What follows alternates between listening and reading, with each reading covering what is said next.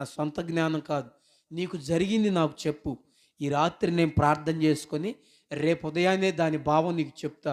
ఎన్నోసార్లు దేవుడు తన యొక్క ఆత్మతో తెలియపరిచాడు. ఇప్పుడు కూడా తెలియపరుస్తాడని రాజుకు చెప్తే విషయం చెప్పాడు, ఎళ్ళాడు. రాత్రంతా ప్రార్థన చేశాడు. ఉదయం వచ్చాడు. అయ్యా! ఏమీ లేదయ్యా. నువ్వు పరిపాలిస్తున్నావు చూసావా నీ రాజ్యంలో 7 సంవత్సరాలు విస్తారంగా పంట పండిద్దంట.